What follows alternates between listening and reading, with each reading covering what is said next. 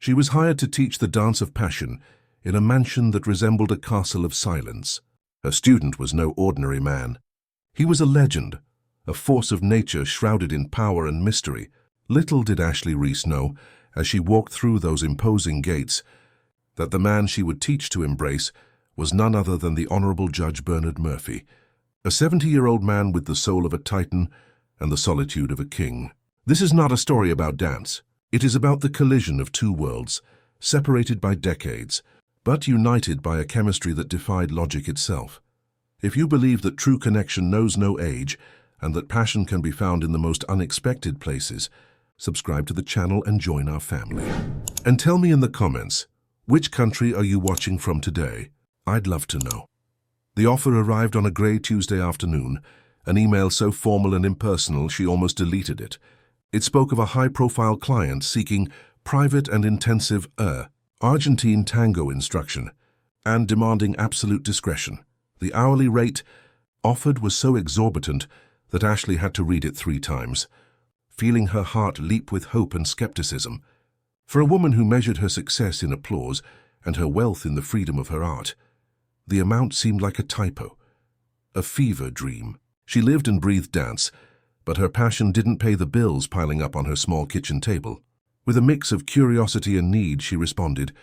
The communication that followed was exclusively with an efficient, faceless assistant who never revealed the name of her employer. The instructions were clear: 5 days a week, 2 hours a day in a private residence on the outskirts of the city. A confidentiality agreement with frightening clauses was digitally signed.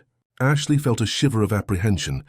What kind of world was she about to enter? She imagined a Wall Street financier, a reclusive movie star, or perhaps a foreign diplomat. Someone wealthy, certainly. Someone powerful, undoubtedly. But her imagination, vivid as it was, didn't prepare her for reality. The wrought iron gate was an imposing barrier between her world and his. It opened slowly, soundlessly, as if by magic, revealing a winding driveway that cut through a lawn so perfectly manicured it looked like a painting. The mansion gradually emerged, a structure of stone and glass that rose against the sky with austere, unquestionable elegance. It wasn't a home. It was a statement of power, a fortress built to keep the world at bay. Ashley parked her modest car, feeling small and out of place, a wild poppy in a garden of rare orchids. Every step she took toward the massive oak door seemed amplified by the oppressive silence of the place. She raised her hand to ring the bell, but the door opened before her fingers made contact.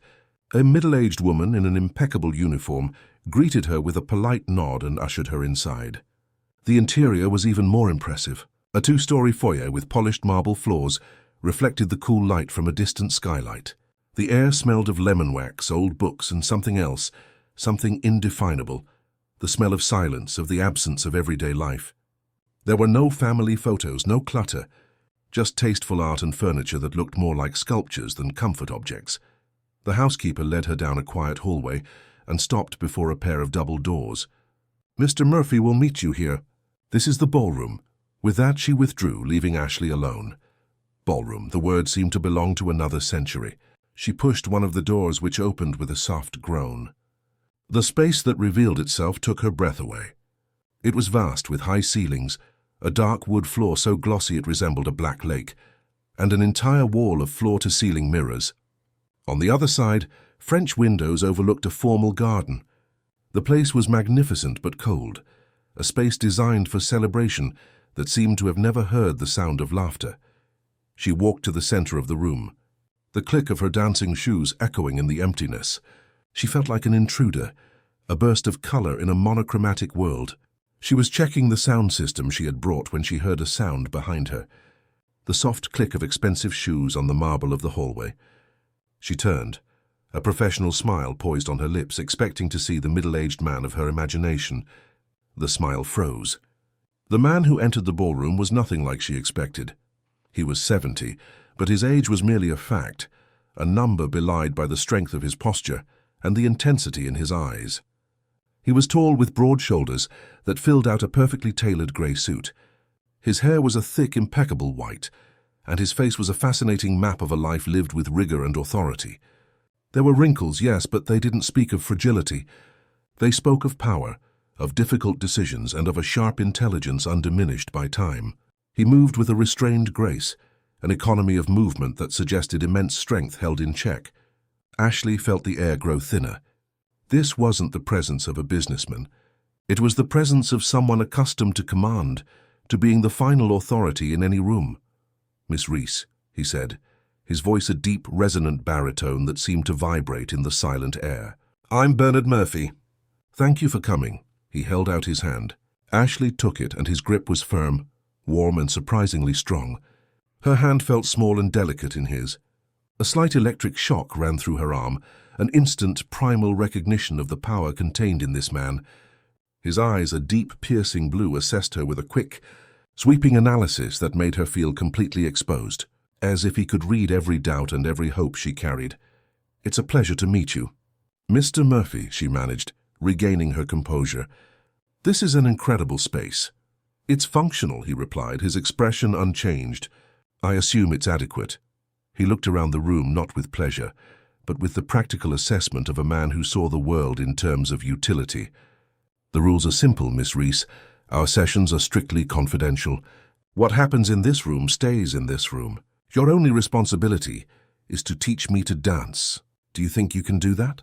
The question wasn't a challenge, but an assessment of her competence. Ashley felt a spark of her own pride ignite. "Mr. Murphy, I can teach anyone to dance. The real question is whether you're willing to learn." For the first time, something changed in his eyes, a glint of surprise, perhaps even respect. One corner of his mouth curved into a barely perceptible smile. "Fair enough. So where do we begin, Professor?" The title sounded strange coming from him, tinged with an irony she couldn't quite decipher. But the challenge was on. The dance was about to begin, and Ashley had a feeling the rules of tango would be the least of her worries. The real learning would lie in navigating Bernard Murphy's complex and dangerous presence. The first step in teaching tango is to teach how to walk. Not the everyday walk, but the tango walk. Deliberate, predatory, where each step is a statement. Ashley began with the basics, her calm, professional voice filling the silence of the vast hall. Bernard was an astonishing student. He absorbed her instructions with fierce concentration, his analytical mind dissecting every movement, every shift of weight, every angle of his feet. He was precise, disciplined, and completely devoid of any rhythm or feeling. He wasn't dancing. He was executing a series of commands. "Don't think so much, Mr. Murphy," she corrected him gently as he moved stiffly across the floor. "Tango isn't in your head, it's on the floor in your chest. You need to feel the music, not just hear it." He paused, his brow furrowed in concentration. "I understand the concept of rhythm, Miss Reese. The mechanics are clear. It's a matter of practicing the movements until they become muscle memory." Ashley shook her head, a patient smile on her lips. "No, it's about surrendering. Tango is a conversation. You can't have a conversation if you're just reciting memorized phrases." She knew she needed to change her approach. The theory wouldn't work with him. It was time for the most crucial and intimate step, the embrace, the soul of tango. "Okay," she said, taking a deep breath. "Let's try the hug. Please place your right hand on my back, just below my shoulder blade. Your left hand holds mine. Keep your arms firm, but not rigid, like a frame." He hesitated for a moment, the first crack in his facade of control. Approaching her, touching her, wasn't an intellectual exercise. It was an act of intimacy. He took a step forward, and the distance between them closed. Ashley felt her breath catch in her throat. He was taller than he appeared from a distance, and she had to tilt her head back to meet his eyes. He lifted his right hand and placed it on her back. The contact was like a lightning bolt. Through the thin fabric of her blouse, his palm was a pool of warmth and strength. His fingers were long and firm against her ribs, and she felt the power contained within them, the same strength of his handshake, now positioned in a gesture of leadership and protection. His left hand enveloped hers, and again she was startled by the sensation. His skin was soft, but his grip was unwavering. The air around them crackled, charged with a sudden palpable energy. She could smell him now, a subtle scent of expensive soap, the faint scent of old books, and something distinctly masculine, like cedar and leather. It was intoxicating. "Relax your shoulders, Bernard," she whispered, using his first name for the first time, trying to break the formality that kept them at a safe distance. Her eyes widened slightly at the familiarity, but he didn't correct her. He was stiff as a board, his body a fortress of tense muscles. "You have to breathe," she continued, her voice lower than intended. "I need to feel your breath. That's how the conductor communicates intent." He took a deep breath and she felt the expansion of his chest against hers. For an instant, the outside world disappeared. There was only the warmth of his hand on her back, the pressure of their intertwined fingers, the sound of their two breaths in the silence of the room. She could feel the steady, powerful beat of his heart through his starched shirt. It was the heart of a strong man, a man in control, and yet there, in her embrace, was a hint of vulnerability, a rigidity born not of strength, but perhaps of fear. She began guiding him in simple steps back and forth. "I'll move back, you move forward. Don't think, just feel my weight shift. Mirror me." At first it was awkward. He was leading with his mind, trying to anticipate her movements instead of feeling them. Their legs tangled once, and he nearly lost his balance, instinctively squeezing her to steady himself. His grip pressed her against his firm body, and Ashley felt a heat spread low in her stomach. She could feel the hardness of his chest, the strength of his thighs. For a second they were still, bodies pressed together, the pretense of dancing forgotten. Their eyes met, and in the deep blue of his eyes she saw a spark, a surprise that mirrored her own. He released her quickly, taking a step back, the formality returning like an iron curtain. "Sorry," he said, his voice a little hoarse. "Don't apologize," she replied, trying to keep her tone light. "This is tango. Sometimes you lose your balance. The key is to find each other's center." He stared at her for a long moment, his gaze intense and analytical. "The center of each other," he repeated, as if the phrase were a legal concept he was trying to dissect. They continued to practice, but something had changed. The impersonal barrier had been broken. Every touch, every movement was now charged with an unspoken subtext. Ashley was intensely aware of every inch of his body, the way the fabric of his suit brushed against her arm, the heat emanating from him. And she could see the change in him too. His concentration was even more focused, but now it wasn't just on the steps, it was on her. His eyes traced the contours of her face, down her neck, fixed on her mouth as she gave instructions. He was a judge accustomed to observing, to collecting evidence. And in that moment she was the witness, the puzzle, the case he was determined to solve. The class ended with a vibrant tension in the air, a silent promise that the real dance was just beginning. The third class marked a subtle shift. Bernard seemed to have spent the time between sessions analyzing not just the steps, but the very philosophy behind the dance. He was less rigid, more receptive. They found a rhythm, a quiet cadence that began to form between them. Conversation was still minimal, focused on technique, but nonverbal communication was increasingly loud. They were learning each other's language through touch and movement, a vocabulary of pressure and surrender, of intention and response. Midway through the session, as the melancholy of a classic tango by Astor Piazzolla filled the room, Ashley noticed that Bernard seemed distracted. His movements were precise, but his mind was elsewhere. There was a shadow in his eyes, a deep sadness that the music seemed to have awakened. "Let's take a break," she suggested softly. He paused, seemingly grateful for the interruption. He walked to a small table in a corner of the room where the housekeeper had left a pitcher of ice water and 2 glasses. He poured one for her and one for himself, his movements deliberate and graceful. He didn't return to the center of the room, but stood near the French windows looking out over the perfectly manicured garden. Ashley approached, keeping a respectful distance. "Is everything okay?" He was silent for a long moment, watching the roses bloom in orderly rows. "This music," he said finally, his voice softer than she'd ever heard it. "My late wife Eleanor loved it." She said it sounded like bittersweet passion, like a beautiful memory that makes your heart ache. It was the first time he'd mentioned a wife, the first time he'd offered a glimpse into his personal life. The revelation hung in the air between them, intimate and fragile. Ashley felt her heart ache for him, for the loneliness that emanated from him in silent waves. The man who seemed to have it all, who ruled the world with a nod, carried a pain that not all his power could erase. "Was she a dancer?" Ashley asked gently. A sad smile touched Bernard's lips. "God, no. She had 2 left feet, but she loved to watch. We traveled to Buenos Aires once, many years ago. We spent nights in hidden milongas, just watching the couples dance. She was fascinated. She said it was like watching people's souls speak. He turned to Ashley, his eyes meeting hers, and for the first time she didn't see the judge. She saw a man stripped of his titles, sharing a precious memory. She always wanted me to learn.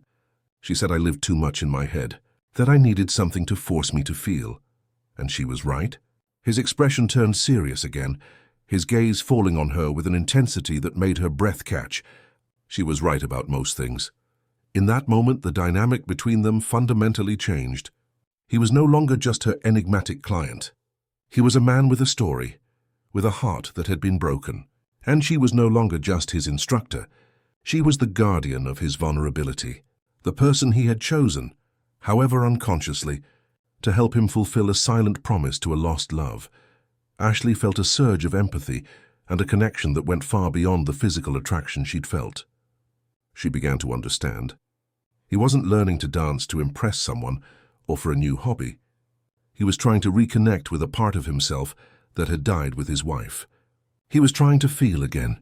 You know, she said, her voice soft, people think tango is about seduction, about the man dominating the woman, but it's not. It's about trust. The leader creates the space, but it's the follower who turns it into dance. It's a partnership. One needs the other to create something beautiful. Bernard watched her, absorbing her words with the same concentration he applied to her dance steps. He looked at her hands holding the glass of water, the hands of an artist, strong and expressive. Then he looked at her face, at the passion in her eyes as she spoke of her art. "You love this, don't you?" he stated, not as a question. "It's not just a job to you. It's my language," she replied simply. "It's the way I understand the world. Where words fail, dance speaks." A long silence stretched between them, but it wasn't an empty silence. It was filled with understanding, with a mutual recognition of two souls who, though living in different universes, shared an appreciation for the deep and complex beauty of life. He was a man of law and logic. She was a woman of art and emotion. And yet in that hushed ballroom, they had found common ground, a shared language in the melancholy music of a bandoneon. "Let's continue," he said, his voice firm again, but the tone had changed. There was a new softness, a new openness. He walked back to the center of the room and held out his hand to her, not as a client to his instructor, but as a man to his partner. Ashley placed her hand in his. The touch was familiar now, but charged with new meaning. When he pulled her into his embrace, he was different. Less rigid, more present. He was no longer fighting intimacy. He was leaning into her, seeking her. And as they moved across the dark wood floor, Ashley knew with a terrifying and thrilling certainty that she was no longer just teaching a man to dance. She was falling in love with him. The trust born from that conversation changed everything. Bernard began to loosen up, replacing analysis with intuition. He began to lead not with force but with intention, and Ashley found herself responding not as a teacher, but as a partner, following his lead with a fluidity that surprised her. The ballroom became their sanctuary, a world apart where the rules of age, status, and professionalism dissolved to the sound of the music. The tension between them didn't disappear. On the contrary, it deepened, transforming from a crackling curiosity into a constant, simmering desire that vibrated just beneath the surface of every movement. Ashley found herself eagerly awaiting her sessions, choosing her clothes more carefully, feeling a surge of anticipation as she passed through the mansion's gates. And she saw the same anticipation in him. He seemed lighter, the worried lines on his forehead softened. He smiled more, not wide smiles, but small, secret smiles that appeared in his eyes when she demonstrated a step with particular passion, or when their bodies moved in perfect synchrony. That afternoon, Ashley decided he was ready for something more complex, a move that required absolute trust, the Volcada. It's a step where the leader shifts the follower's axis, making her lean forward, suspended and completely dependent on him to avoid falling, while her leg swings in a graceful arc. It's one of the most beautiful and vulnerable movements in tango. "I think you're ready," she said, her heart beating a little faster. "This is about complete trust, Bernard. You have to be her rock, her center, and I have to give myself completely to you." He looked at her, his face serious, understanding the weight of her words. "Show me." They fell into an embrace, closer than usual. The music began, a slow, sensual melody that seemed to weave a web of intimacy around them. Ashley guided him through the preparation, their bodies swaying in a gentle rhythm. "Now," she whispered, "shift my weight. And don't let me fall." Bernard was strong. She'd always known it. But when he bent her forward, she felt the true extent of his power. He held her effortlessly, his arm a steel band around her back, his body a solid counterweight anchoring her. Ashley's world tilted. Her face was inches from his, her chest pressed against his. She could see every line around his piercing eyes, the silver glint at his temples, the firm curve of his lips.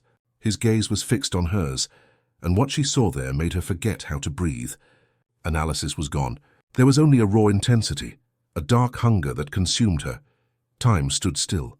The music faded into a distant hum. There was only his breath on her face, the scent of his skin, the feel of his heart pounding against hers. Her leg was extended, suspended in midair, but she barely noticed. Her entire being was focused on the tiny electrified space between her lips and his. She saw his eyes darken, his pupils dilating as his gaze dropped to her mouth. His lips parted involuntarily, a silent invitation. He leaned in, a slow, deliberate movement of a millimeter. Then another. Ashley closed her eyes, her entire body trembling in anticipation. She could feel the heat of his breath, the promise of his touch. It was inevitable. It was happening. And then the sharp sound of a phone ringing somewhere in the mansion broke the spell. It was like waking from a deep dream. Bernard blinked, the intensity in his eyes receding, replaced by confusion, and then an abrupt wariness. He pulled her back upright so quickly that she stumbled, and he steadied her with his hands on her shoulders. The contact was different now, strange and formal. I think that's enough for today," he said, his voice hoarse and strained. He released her shoulders and stepped back, creating a safe distance between them. He couldn't meet her eyes. He turned and walked toward the door, his body once again the fortress of control she had known on the first day. "Bernard," she called, her own voice a shaky whisper. He paused in the doorway but didn't turn around. "See you tomorrow, Miss Reese," he said, the formality of her last name a slap in the face, and then he was gone. Ashley stood in the middle of the empty ballroom, her body still vibrating, the ghost of his lips inches from hers. The silence in the room was deafening. She brought her fingers to her own lips, still parted. The almost moment. The unfulfilled promise.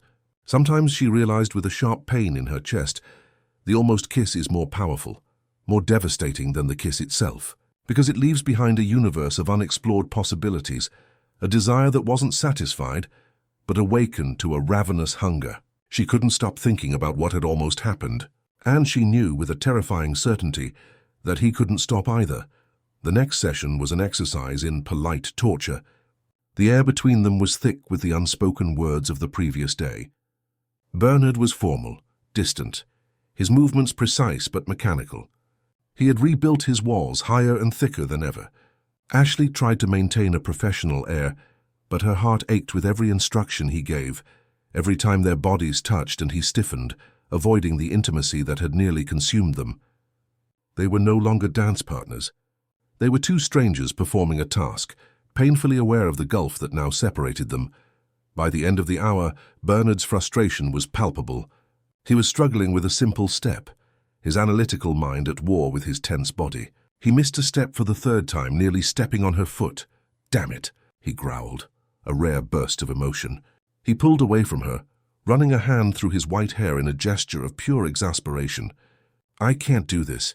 "Yes, you can," Ashley said, her voice soft but firm. "You're in your own way." "What does that mean?" he retorted, turning to face her, his blue eyes flashing. Ashley took a deep breath, knowing she was risking everything. "It means you're scared," she said. "You're scared of what almost happened yesterday, and you're hiding behind technique again. You're thinking with your head because you're afraid to feel with your heart." The silence that followed was heavy and dangerous. She expected him to fire her, to send her away for her insolence. He stared at her, his face a mask of conflict. The anger in his eyes fought against something deeper, something that resembled pain. Finally, the anger subsided, leaving him looking weary and incredibly vulnerable. "You don't understand," he said, his voice low and filled with an exhaustion that felt decades old. He leaned against the windowsill, the powerful judge suddenly sounding like a man carrying the weight of the world. "Control, discipline, that's how I've lived my entire life. It's how I've built everything I have. In my profession, emotion is a weakness. A moment of feeling can cloud judgment, can destroy a life. I spent 50 years building walls around my heart to do my job, to be the man I needed to be. He looked at her, and his gaze was so raw and honest that Ashley felt like she was seeing into his soul. I came to this room thinking I could learn this, he gestured to the ballroom, like I learned the law. With study, practice, precision. I didn't expect you. The word hung in the air between them. I didn't expect this dance to require me to break down these walls. And frankly, Miss Reese, Ashley, I'm not sure I know how, or if the person behind them still exists. It wasn't a confession of love. It was something much deeper.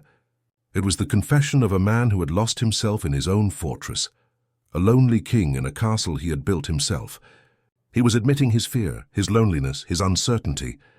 He was handing her the key to his most protected self, entrusting her with the vision of his greatest weakness. Ashley's heart broke and mended all at once. Her attraction to him deepened into something more reverent, a wave of tenderness and a fierce desire to protect him.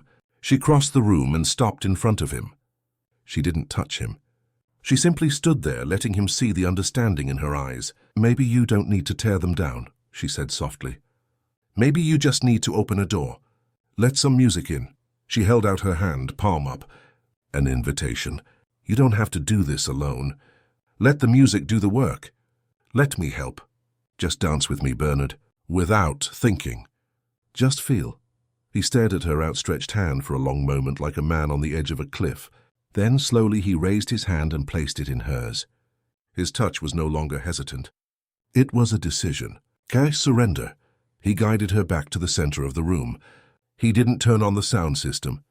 In the silence of the room, he pulled her into the embrace of the tango, and they began to dance without music, moving only to the sound of their breaths and the beating of their hearts.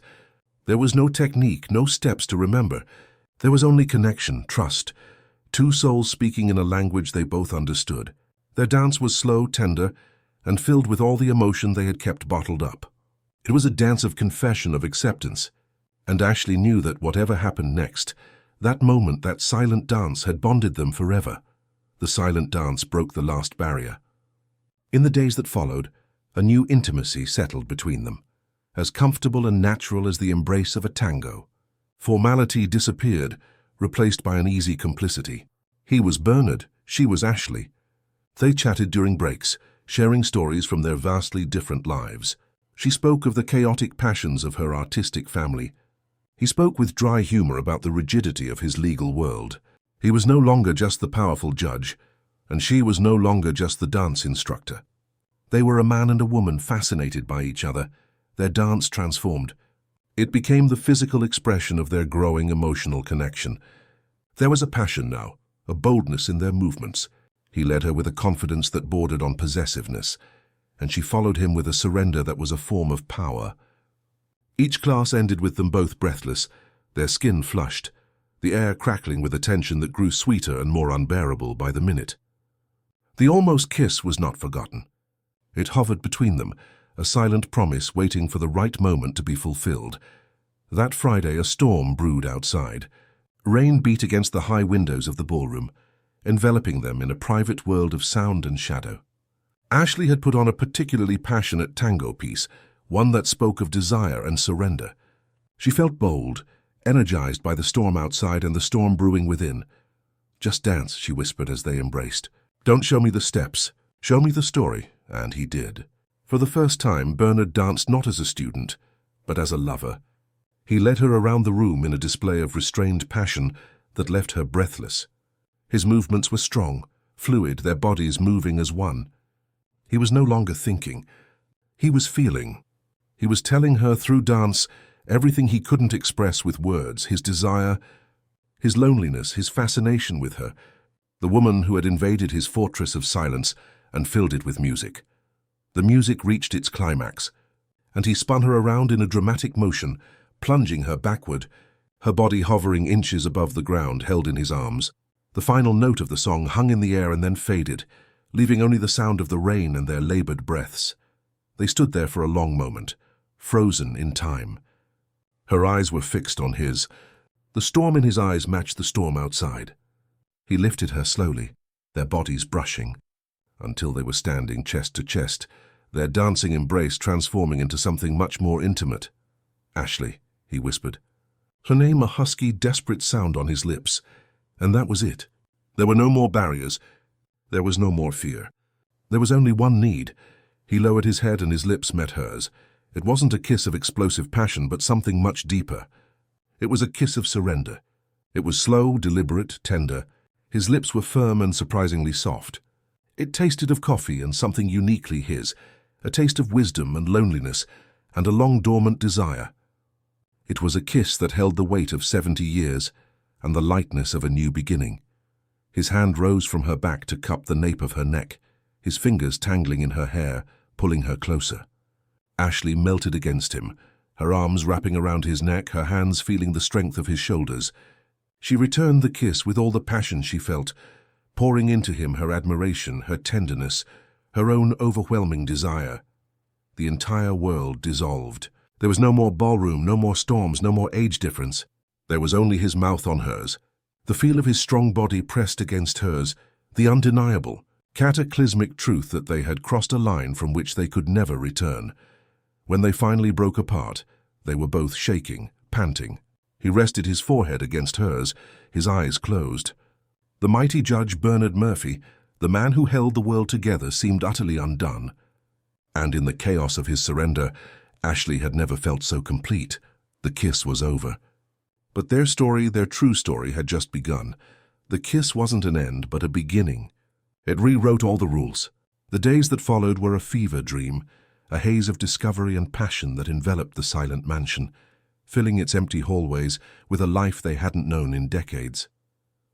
The ballroom, once a space for instruction, became their stage, their nest. Tango lessons were no longer lessons. They were a prelude, an excuse to touch, to hold, to lose themselves in the music and in each other. Dance became the language of their love, each step a caress, each embrace a promise. The line between teacher and student dissolved completely. Now they were lovers. Hesitant, awestruck lovers, exploring territory as new and exciting for him as it was for her. Bernard, the man of discipline and control, surrendered to the beautiful anarchy of feeling. Ashley saw a side of him the world would never know. She discovered his dry sense of humor, which appeared in a glint in his eyes when she stumbled over a word. She discovered his tenderness, in the way he brushed a strand of hair from her face with reverent care. He was a man who had spent his life judging the world, and now he looked at her with nothing but admiration. The mansion, once a fortress of solitude, became their sanctuary. After their lessons, they would stroll through the formal gardens, his hands finding hers with a naturalness that made her sigh. He would show her his prize roses, speaking of them with the same precision he used for the law, but with a passion that was entirely new. They dined together, not in the immense formal dining room, but at a small table in the kitchen, the unexpected heart of the house. Ashley cooked for him, simple, soulful dishes that contrasted with the gourmet cuisine he was accustomed to. He watched her, fascinated, a man discovering the simple joy of sharing a meal, the sound of laughter in a space that for so long had known only echo. Their passion was a slow, steady flame. There were stolen kisses in the hallway, long, deep kisses in the middle of a tango, tender kisses on the forehead as they watched the rain fall. The desire between them was an undercurrent, ever present, making every touch, every glance electrifying. He was a patient, reverent lover. He seemed to be rediscovering not only love but touch itself. Each caress was deliberate, as if he were memorizing the texture of her skin, the curve of her hip, the silk of her hair. One night, after a particularly intense dance session, he took her to his library. It was a room that exuded his power, its walls lined floor to ceiling with leather books. He lit a fire in the stone fireplace and poured 2 glasses of red wine that was older than she was. He didn't touch her. Instead, he sat in a leather chair across from her and began reading poetry to her. His voice, the deep baritone she loved so much, filled the room, the words of love and loss and beauty, taking on new weight, new meaning. Ashley listened, mesmerized, falling in love not with the judge, not with the rich man, but with the man who found solace in poetry, the man whose soul was as deep and complex as the books that surrounded him. That night she didn't go home. He led her up the silent staircase, his warm hand on her lower back, a gesture of gentle possession. He didn't lead her to the master bedroom, a space she imagined still held the ghosts of his late wife. Instead, he led her to a guest room that was larger and more luxurious than any place she'd ever slept. He kissed her at the door, a long kiss full of unspoken promises. "Sleep well, Ashley," he whispered against her lips. He respected the boundaries of their new relationship, moving with a slowness that was the deepest form of seduction. He was giving her time, space, showing her that what he wanted wasn't just her body but her soul, her trust. Lying in that immense bed, wrapped in sheets that felt like silk, Ashley felt like the luckiest woman in the world. She was living a fairy tale. She had found a love that seemed impossible, a love with a man of depth, honor, and a hidden passion that he revealed only to her. She was in love with Bernard Murphy, the man who taught her the beauty of stillness, just as she had taught him the beauty of movement. She was happy, complete, and she was blissfully, dangerously ignorant. She was in love with the man, unaware of the scale of the myth, the weight of the name he carried in the world beyond the gates of that mansion. Their idyllic bubble was beautiful and perfect, and it was about to burst. The first clue came subtly. Bernard had to cancel one of his sessions at the last minute. The excuse delivered by his assistant over the phone was vague. An urgent work emergency. Ashley was disappointed but didn't think much of it. However, that evening, as she absently flipped through the news channels, she froze. There he was, not her Bernard smiling gently in the ballroom. This was Judge Bernard Murphy, descending the steps of a federal courthouse, surrounded by reporters shouting questions. His face was a mask of cold authority, his eyes hard as steel. He didn't say a word, but his presence silenced the crowd. Third caption on the screen read, "Judge Murphy denies bail in high-profile fraud case." Ashley sat bolt upright, her heart pounding. It was like seeing a stranger wearing the face of the man she loved. She knew he was a judge, of course. He'd mentioned it, but in a way that made it seem almost like a profession from the past, a part of a life he was leaving behind. She had no idea he was still active, much less presiding over cases that made national news. A sense of unease began to creep over her. There was a whole world about him she hadn't known. Driven by a sudden and desperate need to understand, she did something she had never done before. She opened her laptop and typed his full name into the search bar, the Honorable Judge Bernard Murphy. The results hit her like a wave. It wasn't a trickle of information. It was a tsunami. The screen is filled with links, profiles in law journals, newspaper articles spanning decades, encyclopedia entries about his landmark decisions. She clicked on the first link, a detailed profile in a prestigious law journal. The photo was of him, younger, but with the same intense gaze. The title read, "The Iron Judge Inside the Mind of Bernard Murphy." She read, and with each word the man she knew began to dissolve, replaced by a figure of almost mythic proportions. She read of his reputation as a brilliant intellectual and a ruthless legalist, with little tolerance for what he called courtroom theater. He was known for his harsh sentences, his impeccable logic, and his legendary incorruptibility. He was respected. He was feared. He was an institution. She read about his family, a dynasty of lawyers and judges stretching back generations. Ancient wealth, entrenched power. The mansion wasn't just a home. It was a legacy. She saw photos of him at charity events, alongside senators and billionaires, always with the same stern, distant expression. He seemed untouchable, a figure carved from granite, belonging to a world of power and influence she could barely imagine. The most painful discovery was a gossip page article from a few years earlier. It speculated on why he never remarried after Eleanor's death. It mentioned rumors of relationships with women in his own social circle, lawyers, heiresses, but all discreet and short-lived. An anonymous expert opined, "Judge Murphy's life is his work. There is no room for the disorder of a real relationship. Any woman with him would have to accept living in the shadows of his reputation and his dedication to the law. Living in the shadows." The words hit her with the force of a physical punch. She closed her laptop, her hands shaking. A cold nausea rose in her throat. It wasn't that he'd lied to her. It was that the omission was so vast, so monumental that it felt like a betrayal. The Bernard she loved, the tender man who read poetry to her, the vulnerable man who confessed his loneliness, was real. But he was only a small part of a much larger, more intimidating truth. She was falling for a side of the man, a character he might only play with her in the sanctuary of his mansion. The man the world knew was a stranger, a giant whose shadow threatened to swallow her small life. How could she, a simple dance instructor, fit into the Iron Judge's life? The idea was absurd. She felt naive, a fool who had mistaken a king's attention for true love. The joy, the intimacy, the fairy tale feeling of the past few days turned to ash.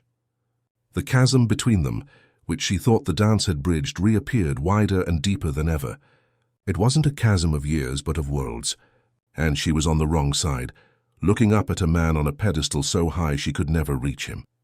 The love that had made her feel so alive now filled her with an overwhelming dread. When Ashley returned to the mansion the next day, everything seemed different. The beauty of the house now seemed overwhelming, its grandeur a constant reminder of his power and the world to which he belonged. The ballroom was no longer a sanctuary. It felt like a gilded cage. She felt like an imposter, painfully aware of her plain clothes, her old car, her unimportant life. Bernard greeted her with the warm, intimate smile that had become the sun of his universe. He leaned in to kiss her, but she instinctively turned away and his lips found her cheek. He drew back, the smile fading, replaced by an expression of confusion and hurt. "Ashley? What's wrong?" "Nothing," she lied, her voice strained. "So I'm just tired, let's dance," but the dance was dead. Her body was rigid in his arms, her mind miles away. She could no longer surrender. Each time he led her, she no longer felt the connection. She felt the power. The firm hand on her back was no longer a gesture of partnership, but of control. The Iron Judge was dancing with her and she couldn't forget. He stopped mid-song. "No," he said, his voice firm. "Let's not dance. You're going to tell me what's going on." He grabbed her shoulders, forcing her to meet his gaze. "This is me, Ashley Bernard. What happened between yesterday and today?" She couldn't hold it in any longer. The words came out in a rush of pain and insecurity. "I saw you on TV," she whispered. I Googled your name." She saw understanding dawn on his face, followed by a deep sense of regret. He released her shoulders and ran a hand over his face, the gesture of a man who knew the inevitable had arrived. "Huh," was all he said. "Why didn't you tell me?" She asked, her voice breaking. "Why didn't you tell me the truth about who you are? That you are this person, this public figure, the Iron Judge."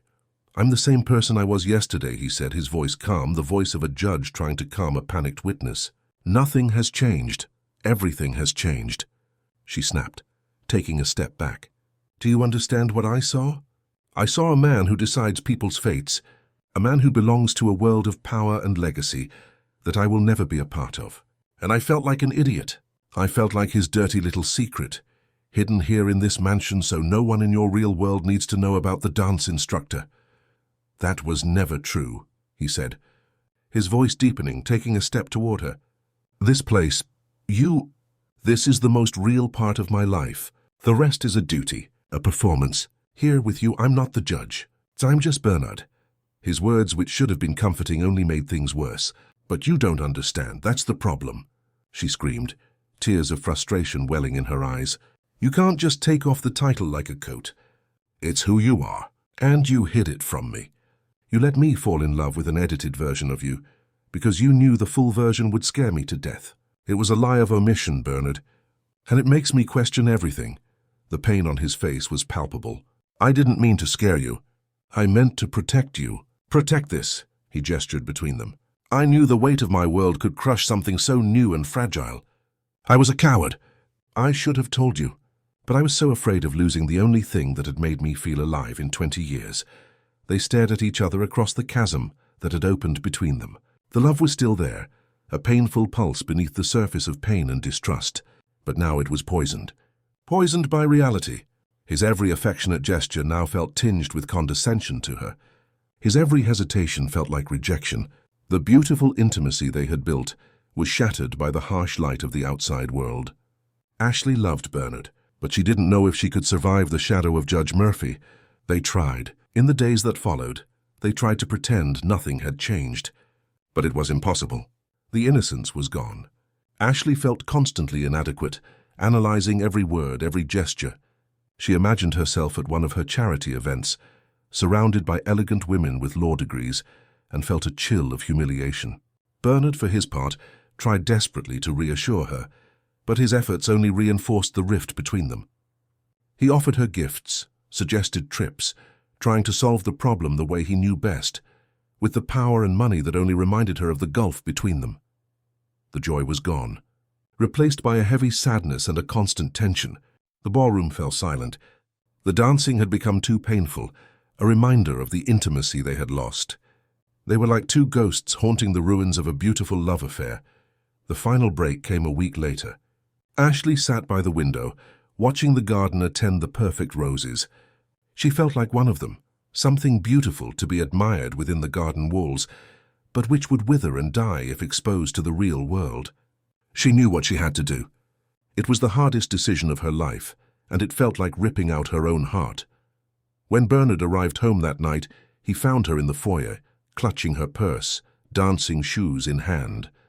There was a finality in her posture that stopped him in his tracks. "I can't do this, Bernard," she said, her voice surprisingly steady, though every word tore at her insides. "I can't be the woman who lives in the shadows. I never asked you to do this," he said, his voice low and filled with a pain that mirrored hers. "I'll tell you everything. We can face this together." "How?" she asked, a humorless laugh escaping her lips. "Are you going to take me to the judges' ball? Introduce me to your senator friends? Everyone, this is Ashley, my tango instructor. She's a pleasant distraction. I love you, Bernard. God, I love you so much it hurts. But I don't love myself when I'm with you. I feel small. I feel like a secret, and I can't live like this. I'm going to drop everything," he said, the words coming out with desperate urgency. "I'm retiring. We can leave. To Buenos Aires, anywhere." Tears finally streamed down her face. She shook her head. "And then what? Would you resent me for the rest of your life, for taking away everything you've built? No, I will not be the woman who destroyed the legend of the Iron Judge. Your world and mine, they simply don't mix." He stepped closer, his face a mask of despair.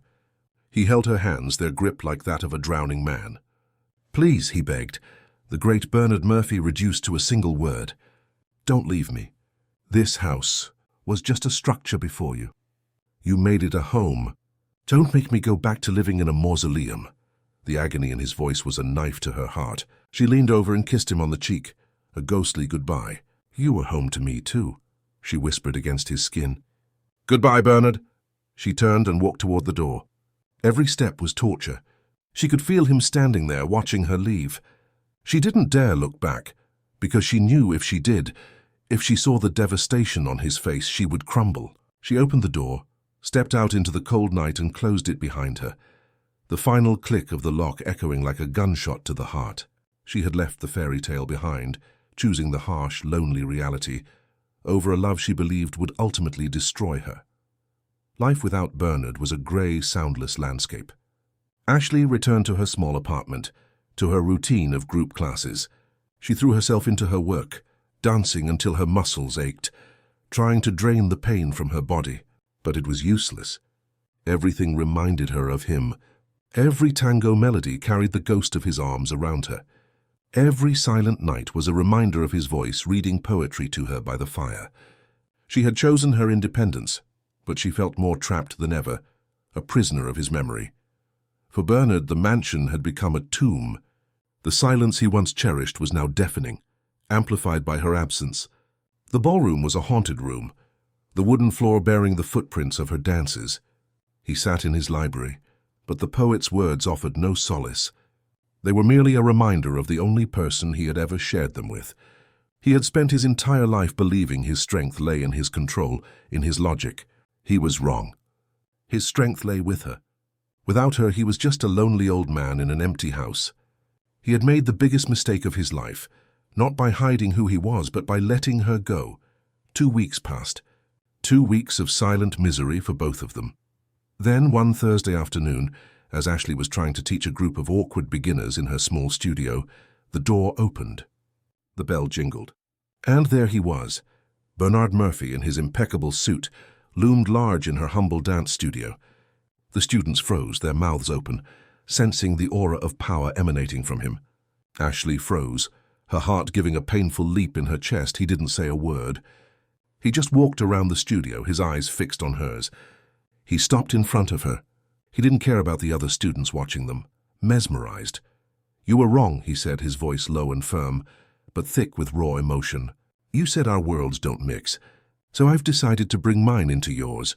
He held out his hand, not as a judge, not as a client, but as a man. "Dance with me, Ashley, here in your world, where everyone can see." Tears welled in her eyes. This was the biggest gesture he could have made. He, the fiercely private man, the iron judge, was exposing himself, making himself vulnerable on her turf. He wasn't hiding. He was making a statement. Hesitantly, she placed her hand in his. He pulled her into the tango embrace, right there, in the middle of his studio, under the fluorescent lights, surrounded by strangers. One of the students, sensing the moment, went to the small stereo and put on some tango music. They danced, and it was the best dance of their lives. There was no more fear, no more insecurity. There was only the truth of their bodies moving in perfect harmony, the truth of their hearts beating in unison. He led her with a tenderness and passion that said everything words couldn't. He was telling her that she was his world, that his legacy was nothing without her, that he loved her. When the song ended, he held her close. "I don't want you to live in my shadows," he whispered into her hair so only she could hear. "I want you to be my light. I love you, Ashley Reese, not as a secret, but as the last greatest truth of my life. Please come home." "I'm already home," she cried, hugging him tightly. She looked into his face, the face she loved more than life itself, the judge, the man, the legend. It was all his, and he was all hers. She rose on tiptoe and kissed him, a kiss of reunion, of forgiveness, and of a love strong enough to bridge any gap, to silence any doubt.